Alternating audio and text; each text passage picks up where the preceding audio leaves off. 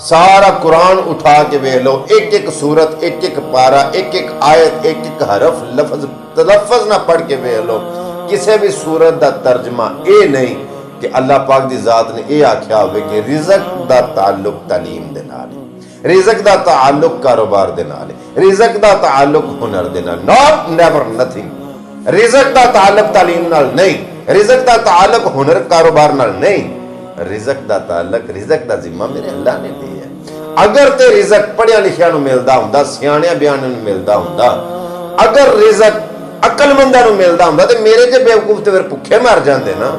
हजरत हाथ जोड़ के अर्ज करना कि जेड़े अनपढ़ ने वो भी इंसान ने, जेड़े अनएजुकेटेड ने, जेड़े हुनरमंद नहीं, जेड़े कोई कारोबार नहीं कर जानते, वो भी इंसान ने, उन्हां दे रिजक दा भी जिम्मा उन्हें लिया वे। लेकिन मैं एक गुजारिश करना कि कोशिश करो, मेहनत करो, जदोजहद करो, स्ट्रगल करो, अपने लो मेहनत पूरी करो, मेहनत करके स्ट्रगल करके कोशिश करके जदोजहद करके ते ओदे ते डोरी छोड़ छड़ो कि मौला जो मैं कर सकना मैं कीता है, अगू मामला तेरा, बल्कि जो भी मैं कीता वे एदी भी तौफीक तू दिती है, तू रहमत कर। रहमत दा मी पा खुदाया, बाग सुका कर हरिया, बूटा आस उम्मीद मेरी वाला, कर दे मेवे भरिया, ते रहमत दा दरिया इलाही हरदम वगदा तेरा, जे एक कतरा बख्श दे मैनू तो कम बन जांदा ही मेरा।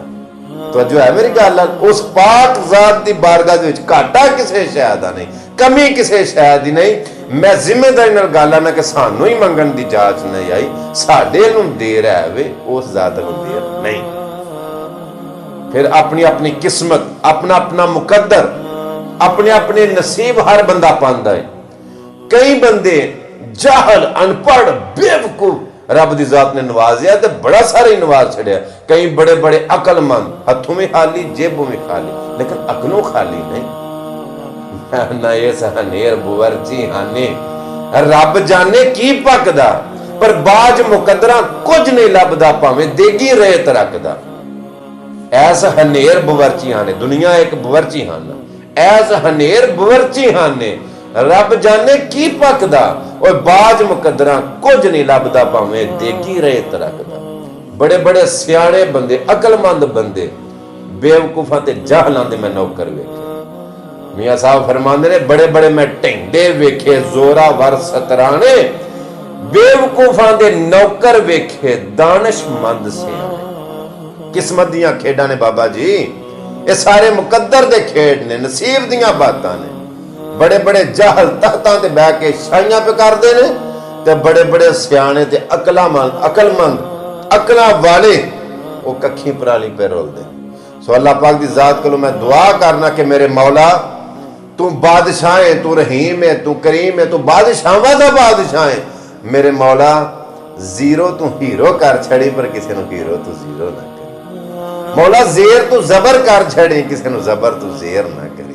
एक शेर इतफाकन अचानक मैनूं याद आ गया, वो किसी आखने वाले ने बड़ा सोहना आख्या, उन्हें आख्या, पा होना जुर्म जहान च कोई नहीं, पा शेर तू होवे कोई ना, कंड मगरों अक्सर वार हो जांदे जे कंड मगर खलोवे कोई ना। ते किसे दूजे नूं क्यों दोष दईए, जे चंगा आप विच होवे कोई ना, लख लानत इंज दे जीवन ते, जे पिछों मर गया रोवे ही कोई ना। या रोवी जीना कादा जीना है कि तुहाडे टुर गया तो बाद कोई तुहानूं अच्छे लफ्ज़ां नाल याद ना करे।